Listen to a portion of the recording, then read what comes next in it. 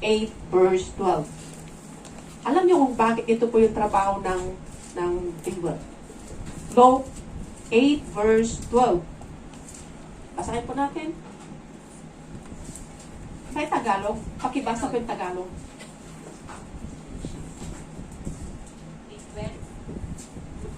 11, 8, 11. Mag-umpisa sa 11. Hanggang 15. English kasi ito. Gusto ko muna sa Tagalog bago English. Luke 8, verse 11 to 15. Ito ang kahulugan ng talinghaga. Ang binhi ay ang salita ng Diyos. Ang mga binhing nalaglag sa tabi ng daan ay ang mga nakinig. Ngunit dumating ang tiyablo at inalis sa kanilang puso ang salita upang hindi sila manalig at maligtas. Amen. Ang mga nalaglag sa kabatuhan ay ang mga nakinig sa salita at tumanggap nito ng may galak, ngunit hindi ito tumimo sa kanilang puso. Naniwala silang sandali, subalit sa panahon ng pagsubok ay tumiwalag agad. Ang mga nahasik naman sa dawagan ay ang mga nakinig, ngunit ng malaon ay nadaig ng mga alalahanin sa buhay at ng pagkahumaling sa kayamanan at kalayawan. Kaya't hindi nahinog ang kanilang mga bunga. Ang mga nahasik naman sa matabang lupay, ang mga nakinig ng salita, iniingatan nila ito at iniingatan ito sa kanilang puso. Iniingatan sa kanilang mga puso. Tapat at malinis at sila'y nagtitiyagang hanggang sa mamunga. Amen.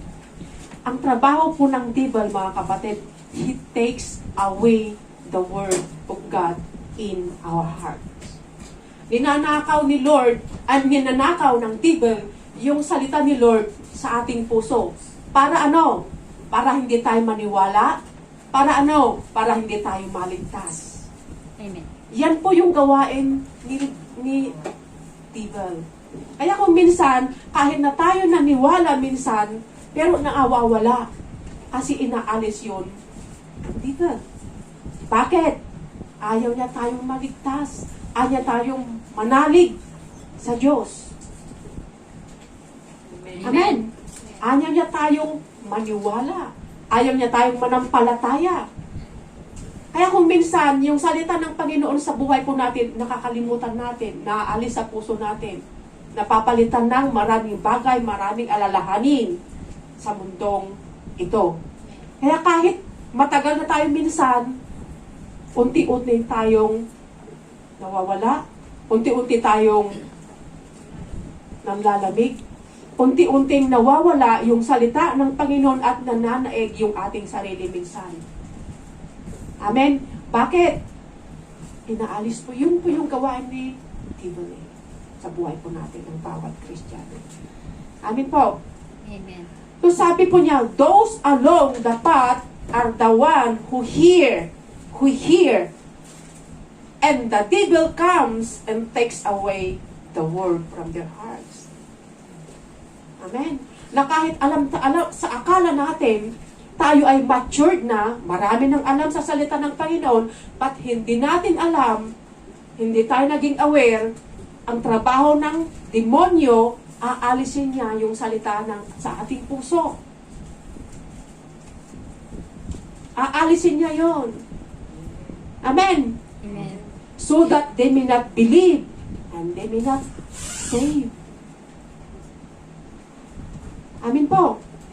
Yun ang yung gawain ni devil. Amen. Pero sabi ni Lord, kaya kung tayo manalangin kailangan manalangin po tayo, Lord,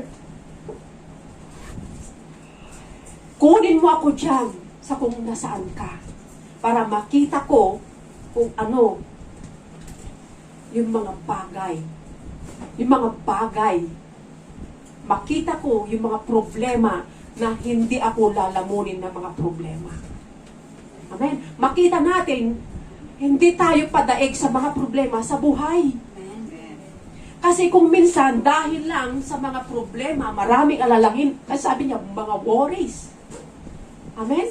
Dahil po sa maraming alalahanin sa buhay, na aalis, nilalamon tayo ng mga problema.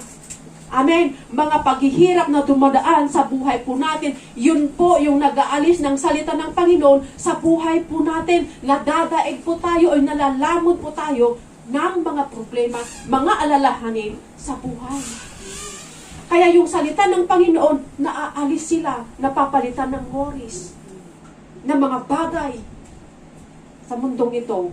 Amin po. Kaya kung minsan, nananaig yung ating sarili. Minsan. Pero sabi niya dito sa Psalms, basahin po natin sa Psalms 61 verse 1 to 12. Ito po yung panalangin na kailangan po natin para malabanan, para hindi tayo lamunin ng mga alalahanin, mga problema sa buhay. Ano sabi po niya? Psalm 61 verse 1 and 2. Pakibasa po sa Tagalog. Sa aming pagtawag ako sa dinggin. Dinggin mo, O Diyos, ang aking dalangin. Tumatawag ako dahilan sa lumbay sapagkat malayo ako sa tahanan. O, sabi niya, hear my cry, O Lord. Ito po yung panalangin na dapat po natin i-pray. Give heed to my prayer from the end of the earth. I call you when my heart is faint. Lead me to the rock that is higher than I. Amen? Ang ibig sabihin mo, mga kapatid, lead me to the rock. Di ba ang Diyos natin is the rock? Amen. Lead me to the rock. Amen. I-lead mo ako kung saan nandun ka. Di ba? Higher than I. Para makita ko yung mga bagay na ikaw ang Diyos na may hawak sa aking buhay. Amen. Para hindi mo makita mo ang Diyos na siya mong pinagkakatiwalaan. Amen po. Kasi pag nakita mo yung Diyos na siya mong pinagkakatiwalaan, yung mga problema yan, hindi mo masyadong dinidibdib. Kasi nakikita mo ang Diyos where God is there and you are there. Amen, mga kapatid. Lead me to the rock that is higher than I. Dalhin mo ko kung nasaan nandyan ka para hindi ako lamunin, para makita ka at hindi ako lamunin ng mga problema. Amen.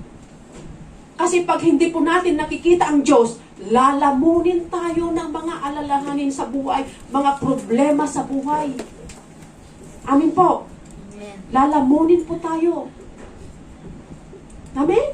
Amen. Kaya sabi po niya, hear my cry, O Lord. Give me heed to my prayer. Pakinggan mo ang aking panalangin from the end of the earth. I call you when my cry is pain. Amen. And lead me, ilid mo ako kung saan nandun ka. Makita ko kung nasaan ang Diyos.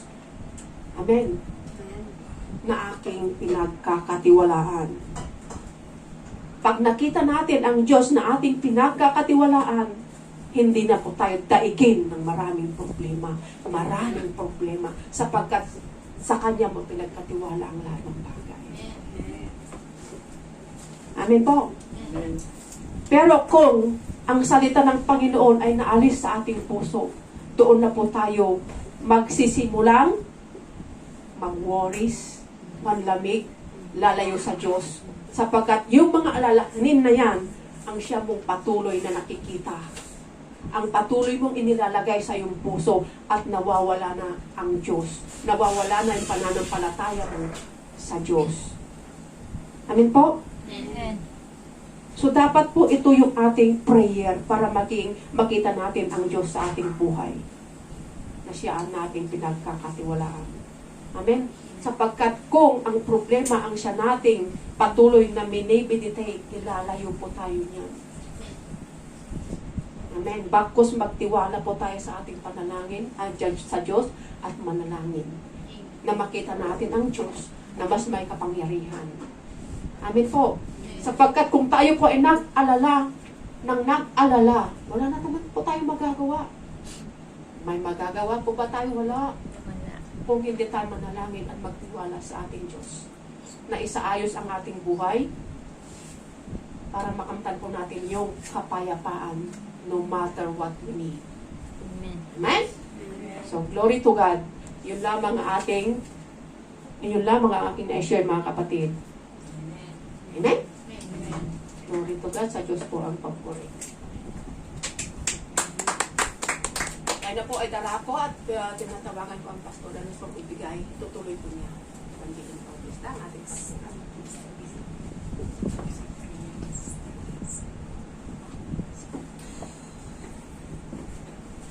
Praise the Lord. Purihin ang Panginoon. Amen. Amen.